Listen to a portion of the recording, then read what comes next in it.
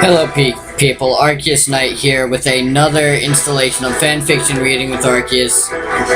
All comments that I have about this will be posted at the end of the video. Or in another, just in case. Chapter 2, Spike's Sexual Revolution, Double Date. Moving out of the library was a huge hassle. Twilight was constantly asking him about living on his own, and what his secret study was that Princess Luna had assigned to him. He had to constantly reassure Twilight that he would still assist her and that he would someday tell her what the study was all about. It was a few days before Princess Luna had set up Spike's new place. Spike was happy with the new living arrangement. It was a small one-bedroom house located a few houses down from Sugar Cube Corner. The place was smaller than the library, but it definitely had more living space. His favorite part was the bed. It was way better than the old basket and slightly bigger than Twilight's. As he lay in bed enjoying what was the greatest nap of his life, he heard a knock at the door. He wondered who his first guest was. As he opened the door, he saw Pinkie Pie and Rainbow Dash at the door. They both gasped as they saw Spike. "Hey Spike, what are you doing? You can't break into the new neighbor's house," Pinkie said. "Didn't you break into Twilight's house when we moved to Ponyville?" Spike asked. "So I'd like to throw a party. Partying is way more important than obeying the law." Nigga, what? "Pinkie Pie, there is so much wrong with that, I am not going to try to go into it," Rainbow Dash said before she turned to Spike. "So what's the deal, Spike? Did you meet the people who moved in already?" "You're actually looking at your new neighbor," Spike said proudly. "Really? You moved out of Twilight's place?" "I can't imagine she was too happy about that," Dash said, worried about Twilight. "Of course she is, Dash. We didn't throw a housewarming party for Spike. Don't worry, Spike, I'll throw you the biggest housewarming party Ponyville's ever seen."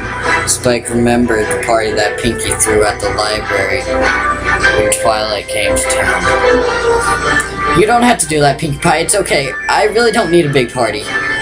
How about a small get-together?" Spike was worried about his new home getting ruined. He had to clean up the library after that huge party she threw for Twilight. The mess took days to clean up, and Spike found things no one should find after a party. I wonder what those things could be. "Don't be modest, Spike. This is your first house party. We need to break the place in with a huge party," Pinkie said, bouncing up and down.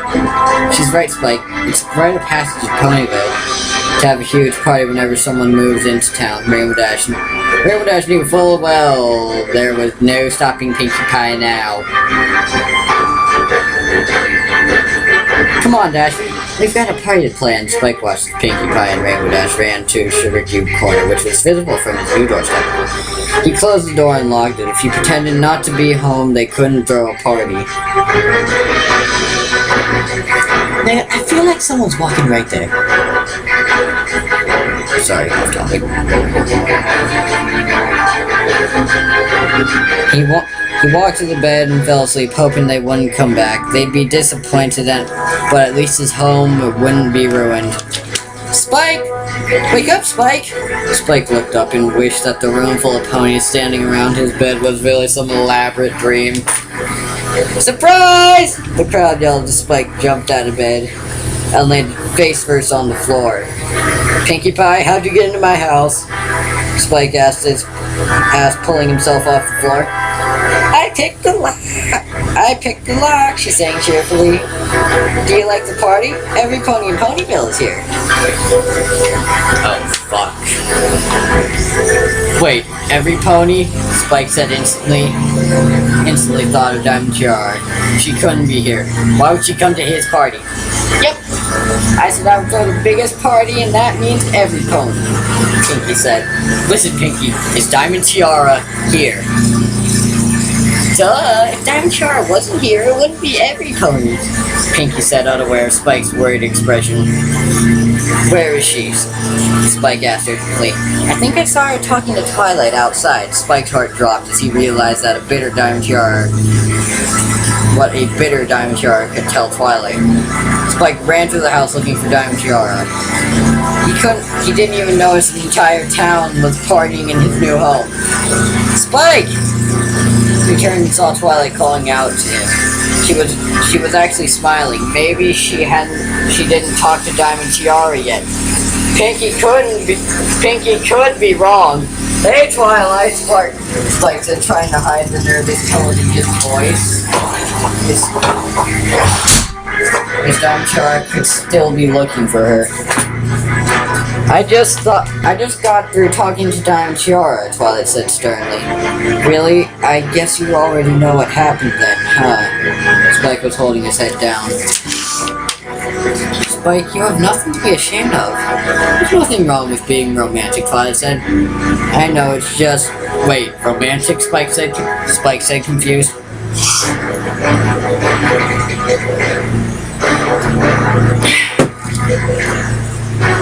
Of course, she told me all about how sweet little gentleman you were that night. Just because you show your sensitive side doesn't make you any less male, Spike, Twilight said, smiling.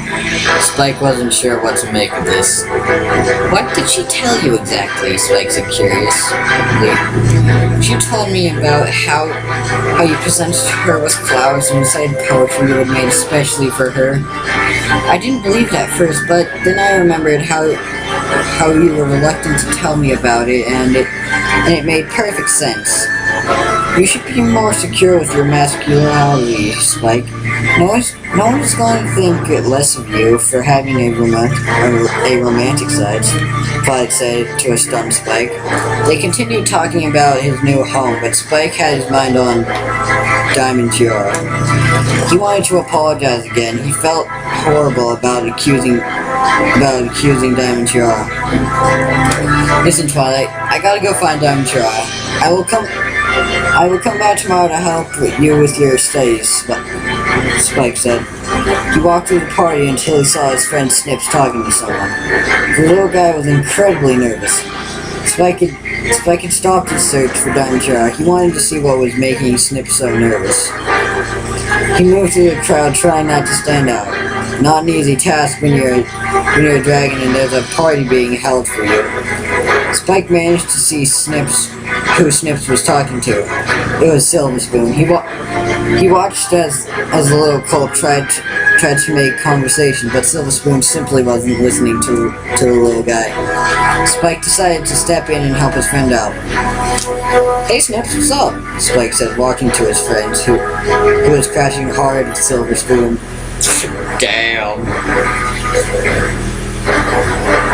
Who had just turned around to notice Spike's entrance.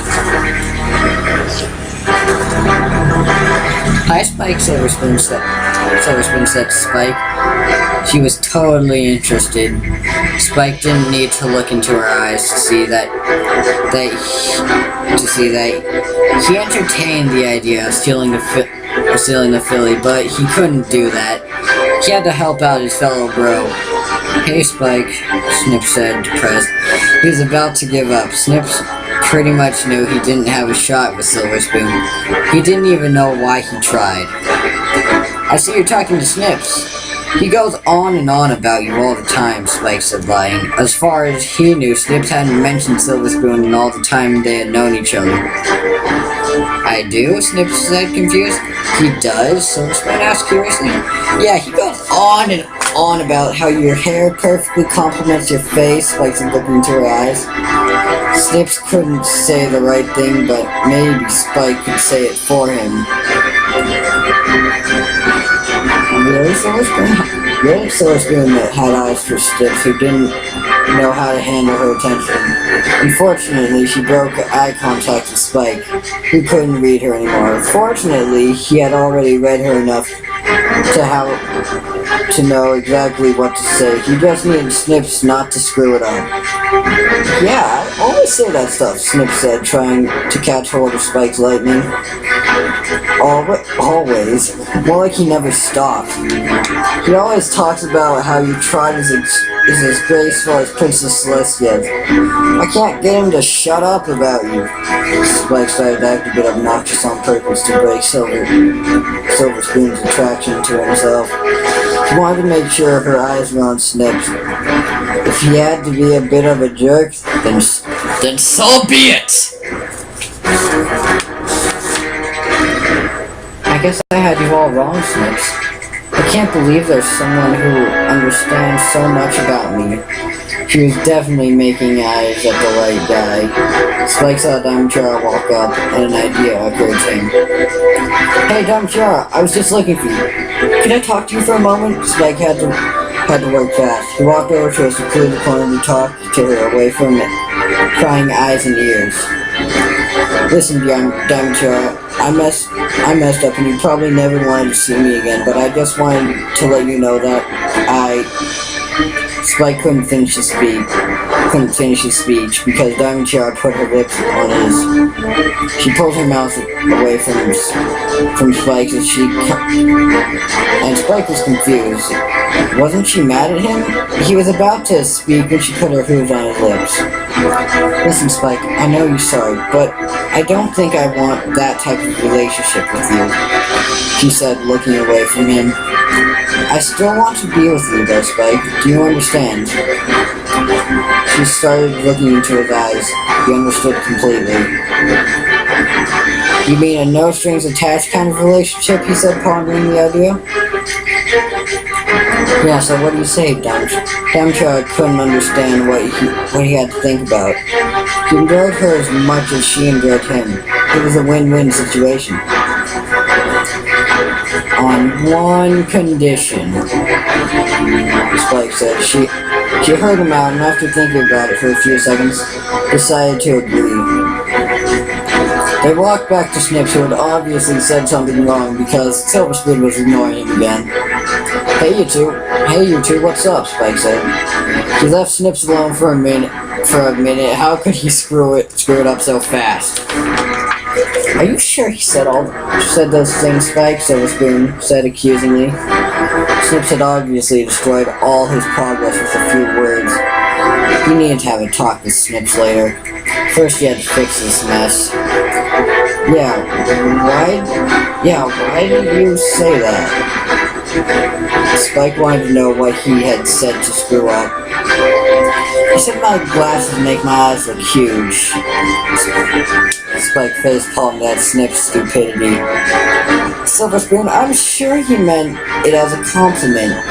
He's just so entranced by your beauty that his words fail him as he can find none that could possibly sum up your natural style and grace.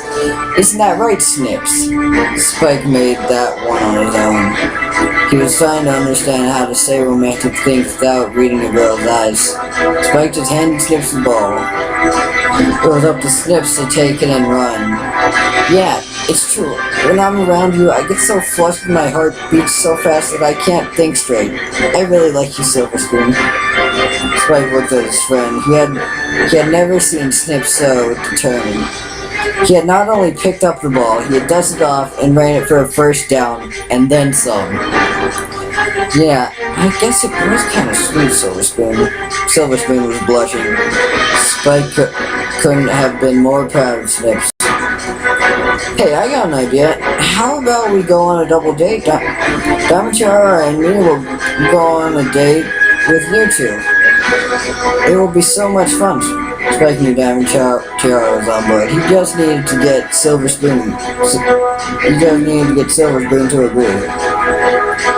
What the hey? I guess it couldn't hurt, Silver Spoon agreed. And Snips tried to attract the attention of the entire party. Spike was proud of his friend, even though he himself had done most of the work. It was Snips who stood up to deliver when it really counted. Spikes and Snips talked to the girls for a while as the party died down. As Diamondchara and Silver Spoon left, Snips had something he wanted to ask Spike. Fucking leaf blowers. Spike, How'd you do that so fast? The double date wasn't such a big deal, Spike said. No, it's not bad. Silver Spoon was totally had her eyes on you when you came over. You said all those things that made her happy. If you wanted to, you definitely would have scored her, Snips wasn't stupid. He wasn't stupid. He knew without Spike there he didn't have a chance. I'm not gonna lie, Snips. The thought crossed my mind, but I saw you trying so hard to impress Silver Spoon that I couldn't do it. Spike realized something tonight. His revolution would be meaningless if the cult in Ponyville didn't step up to the plate. Snip showed him that they could.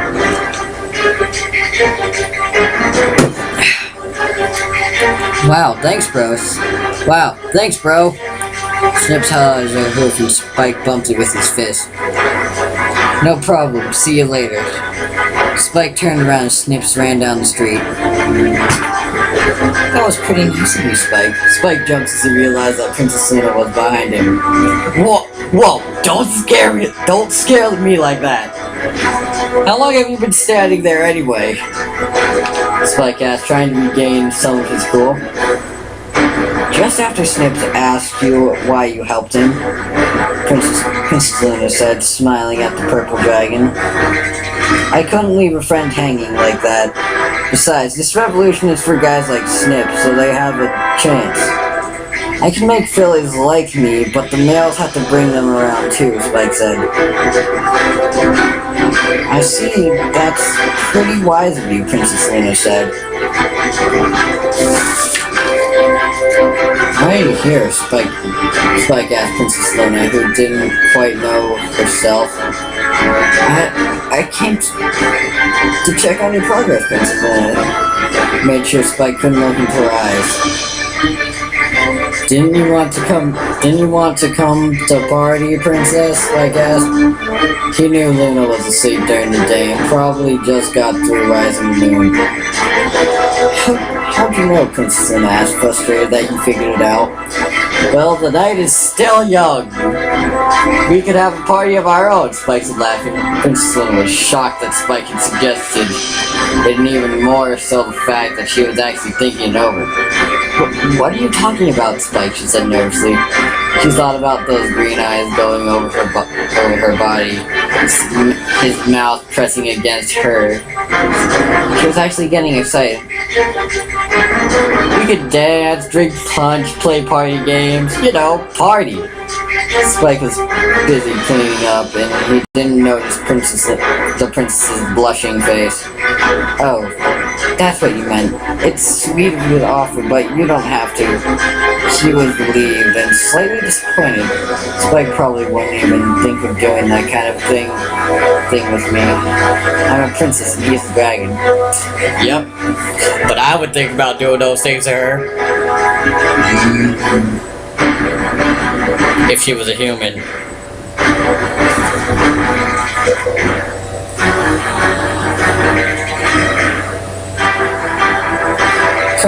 Come on, I'm the life of the party.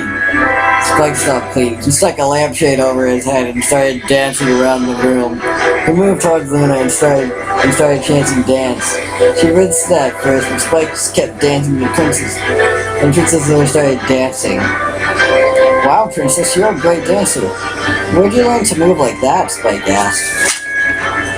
Let's just say I've had a lot of practice. She thought back to her time on the moon. They drank punch, played party games, and they danced the night away. Spike had to admit that it was way more fun than the original party.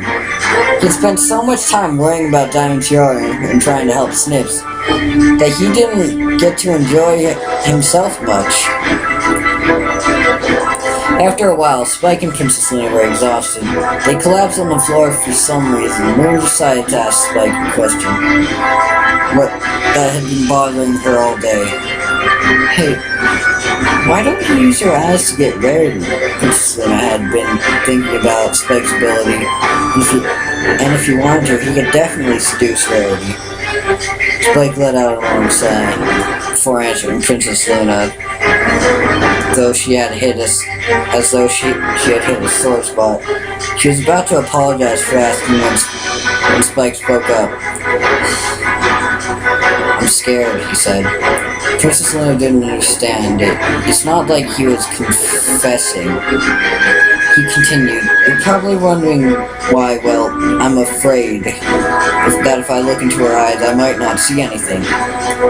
Like, there aren't any words I can say that will make her mine.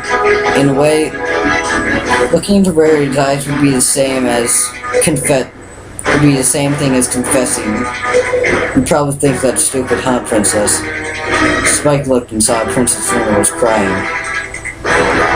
"Spike, that's so beautiful.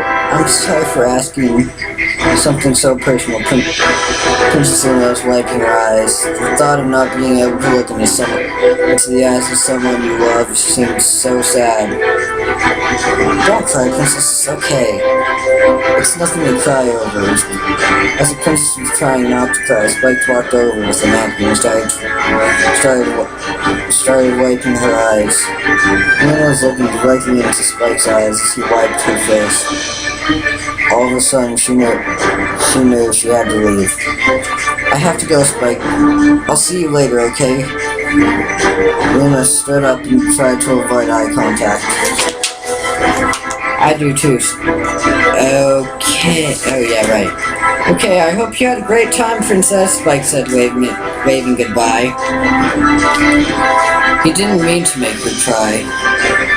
She teleported away, and Spike hoped he didn't make her too sad. The next evening,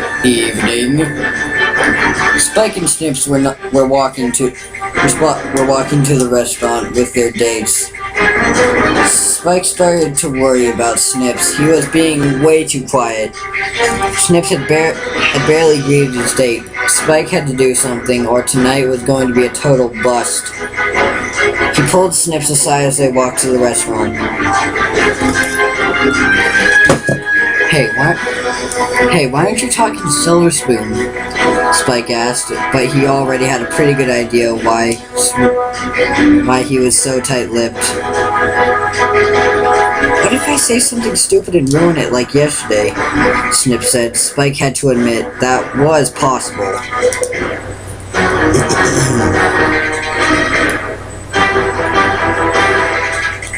And if he didn't say anything, the date would just end as badly. "Snips, remember what happened last night when you told Silver Spoon that you like her? Do you remember how you felt? You just gotta speak from that place and Silver Spoon will respect you for it." Spike knew Snips had what it takes to get Silver Spoon.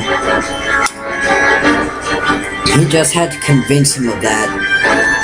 "I'll try," Snip said, as they rejoined their dates. "So, Silver Spoon, have you eaten at this place before?" Snips asked. Spike was glad that Snips was talking again. They were heading for a fast food joint. It was nothing fancy. Everyone had eaten here at least once.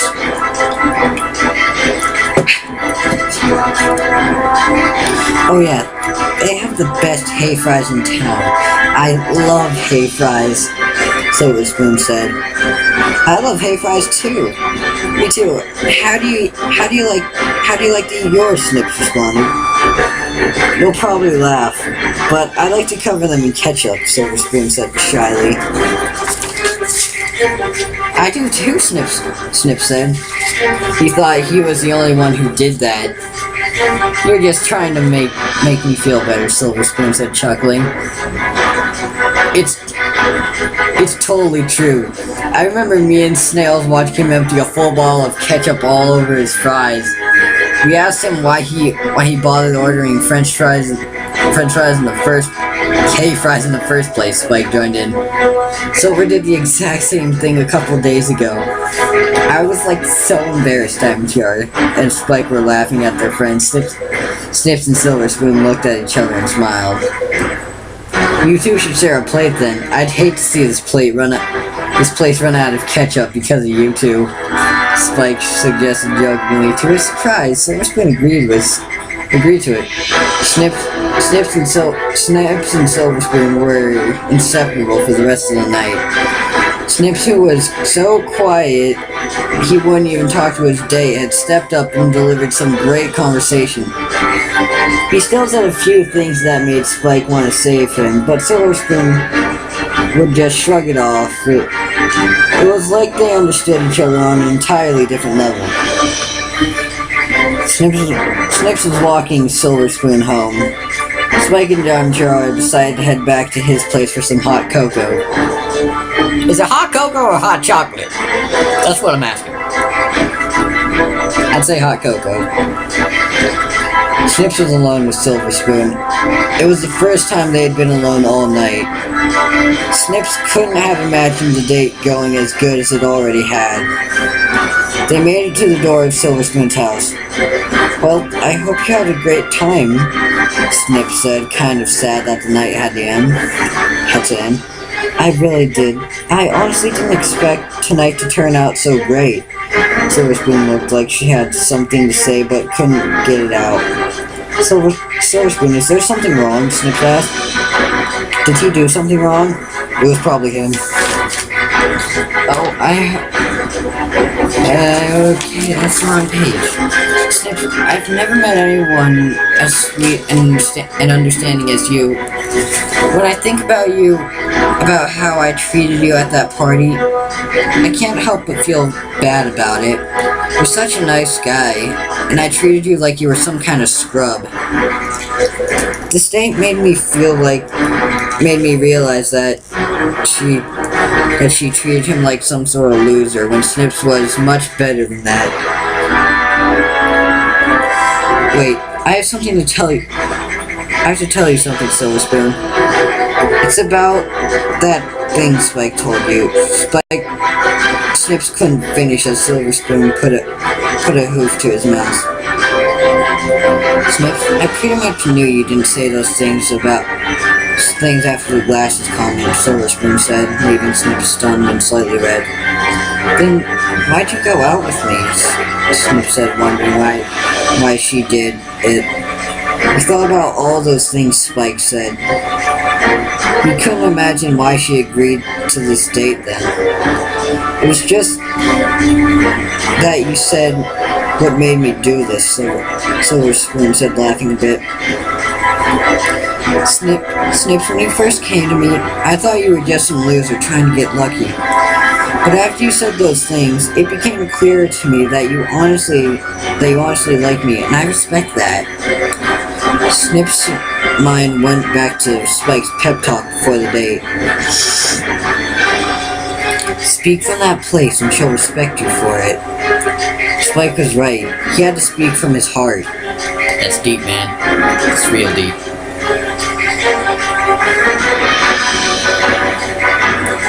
Silver Spoon, I love you," Snips blurted it out. He wished he could have said it better than that. He actually wanted to snatch the words from the air and hide them away, but it was too late for that. Silver Spoon stood there, trying to process her feelings.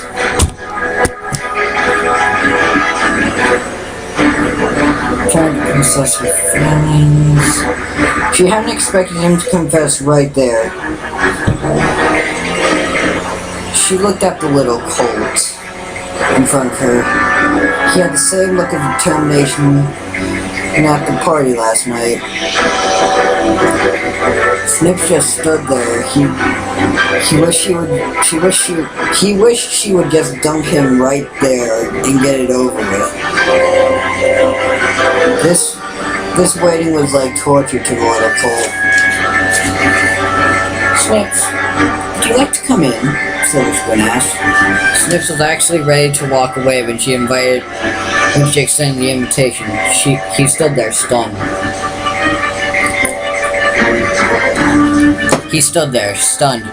Sure. He followed her up to her room. As soon as he was inside, she kissed the little colt. "That's my answer, Snips," she said after breaking the kiss. Snips felt like the luckiest guy in the world. He kissed her back. The two of them somehow made their way back to the bed. Snips kissed her all the way down her body. He made it down between her legs and started to lick the lips of her slit. Vagina, pussy, whatever the fuck you want to call it. Bitch taco. You can call it the bitch taco for all I care.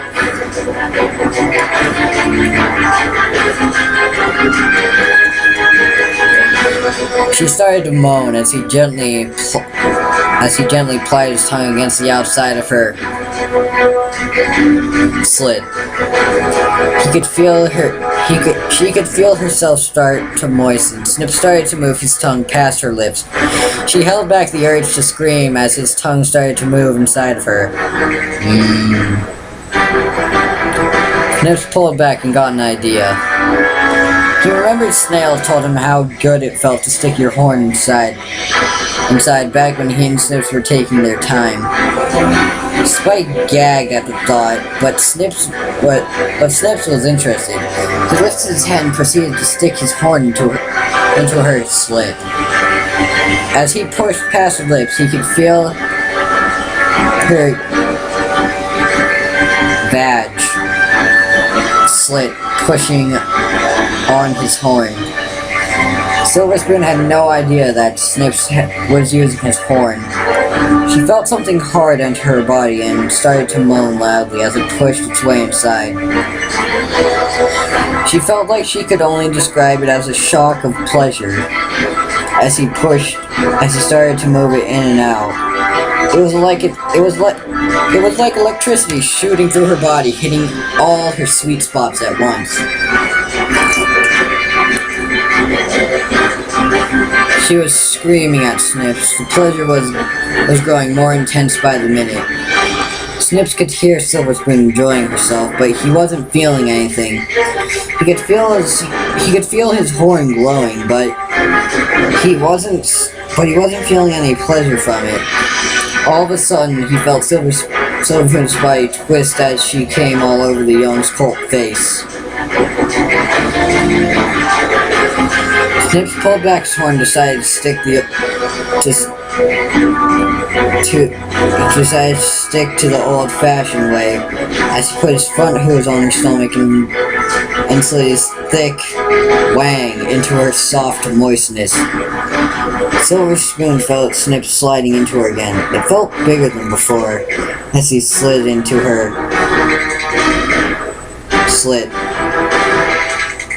She felt herself being filled by the little coat. She began to yell as he started to slide in and out. Pretty soon, he was slamming his wang faster and faster. She felt that similar sensation returning again.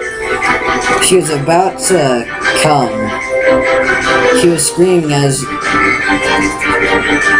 Snips rammed his member harder into her body. Snips felt Silver Spoon's vagina tighten as she came again.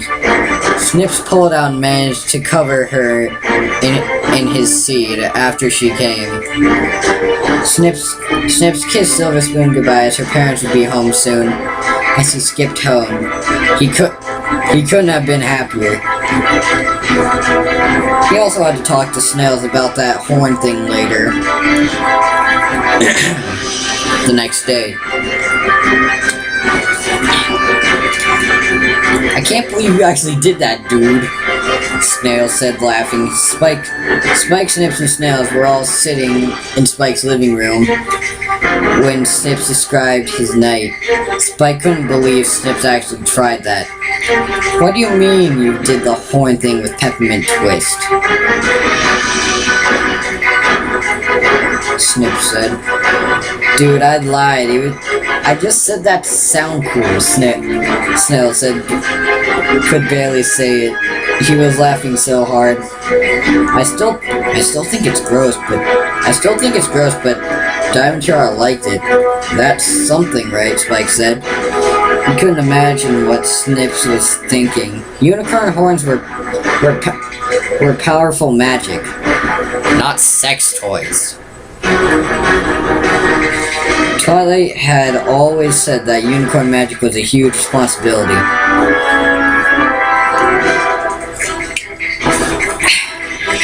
So how'd things go with Diamond Tiaras? Snips said. Snips asked, changing the subjects. Spike just smiled.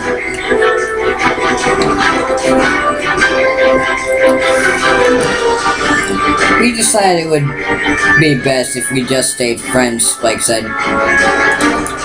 Technically, they were friends with benefits. Last night, he explored the benefits of his newfound relationship.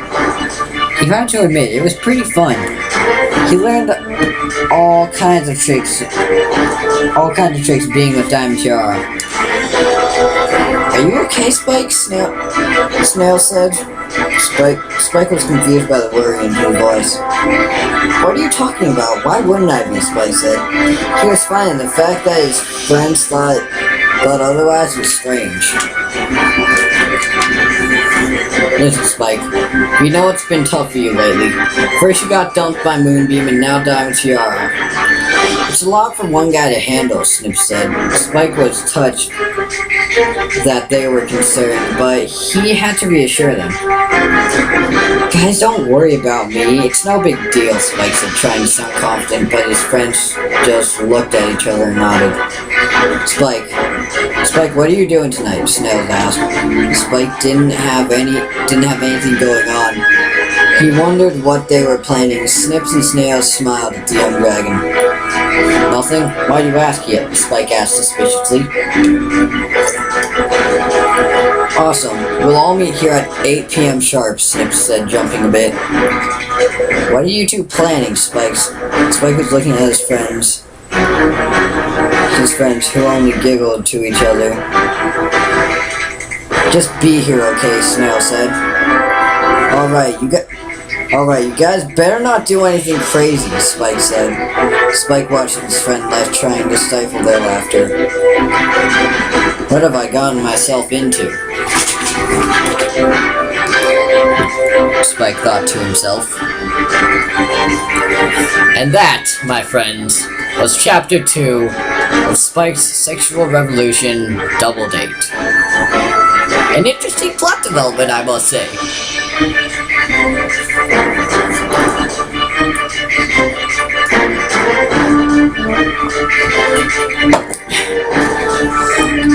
And if you notice, I have been drinking water. My throat's been getting kind of dry. Alright. Comments. Alright, so for earlier in here, the line, silly, that was to throw a surprise party. Partying is way more important than obeying the law. I gotta say, nigga, what? Or I probably said that already, but I'd be like, bitch. It's like, bitch, the fuck you say? The fuck? No, I do not want a fucking party. I just want a small get together. I don't want my fucking house ruined. Also, if you remember, while Luna was on the moon, she did transform into Nightmare Moon during that. But I'd say, if they had fucking, I'd say, if they had fucking parties on the fucking moon, in a fucking castle, and I was invited, I would fucking go if it was a real place. And if Princess Luna was a human. But still, it'd be fucking amazing. And that's all. I'll be getting Chapter 3 to you all very soon. Now just enjoy the music.